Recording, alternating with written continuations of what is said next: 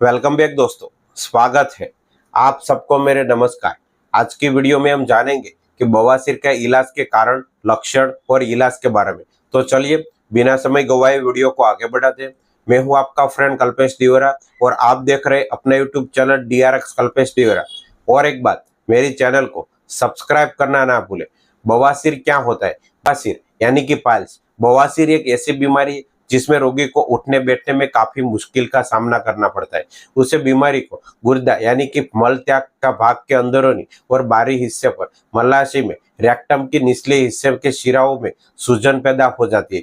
उसकी वजह से एनस के अंदर हो और बाहर किसी भी एक जगह पर मस्से जैसी स्थिति बन जाती है, जो अंदर बाहर दोनों तरफ होती है। उसे मेडिकल की भाषा में हेमोरॉइड्स बवासीर कहा जाता है। बवासीर एक ऐसी बीमारी है जिसका दर्द सहना किसी भी उम्र की इंसान को बेहद मुश्किल होता है। बवासीर के कारण किसी भी इंसान को शौच करने और बैठने में असहनीय दर्द गुजरना पड़ता है। गुदा की जगह पर मलाशय के आसपास के निरसों में सूजन होने के कारण बवासीर जैसी गंभीर बीमारियां विकसित होती है।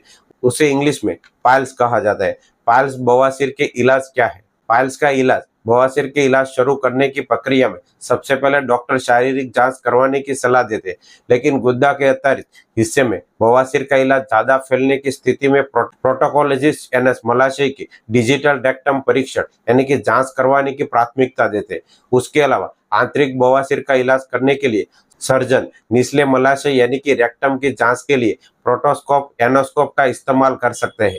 बाहरी बवासीर की जांच केवल गुदा को देखकर और कुछ शारीरिक परीक्षण की जा सकती है। आंतरिक बवासीर का निदान करने के लिए इमेजिंग प्रक्रिया को सहारा लेना पड़ सकता है।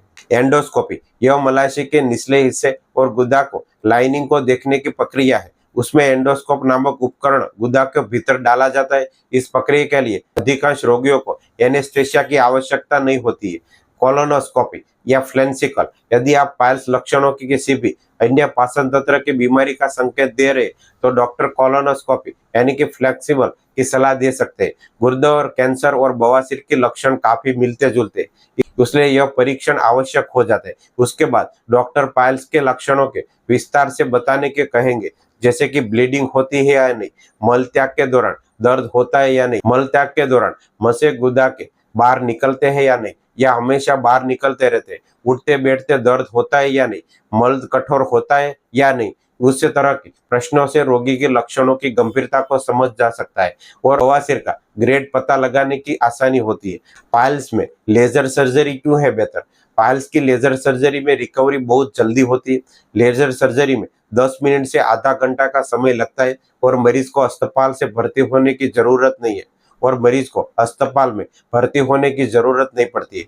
लेजर सर्जरी खासियत यह है कि उसमें कम दर्द होता है। लेजर सर्जरी के बाद अगले दिन से ही सामान्य काम यानी कि चलना फिरना, चाय बनाना, ऑफिस जाना, काम करने की इजाजत होती है। बवासीर की लेजर सर्जरी में कोई दाग नहीं बनता है। यह सर्जरी दाग रहित होती है। लेजर सर्जरी करवाने से पाइल्स दोबारा नहीं होता है, लेकिन समय पर उसका इलाज न होने पर कुछ जटिलताओं को सामना करना पड़ सकता है। इन्फेक्शन हो सकता है, अधिक रक्तस्राव के कारण एनीमिया हो सकता है, रक्त के धक्के बन सकते हैं, रोगी के शरीर में कमजोरी आ जाती है। अब आप समझ गए होंगे कि बवासीर का इलाज के कारण, लक्षण और इलाज के बारे में।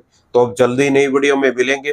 तब तक के लिए आप खुश रहें और मस्त रहें और मेरी चैनल को सब्सक्राइब करना ना भूलें। Thank you.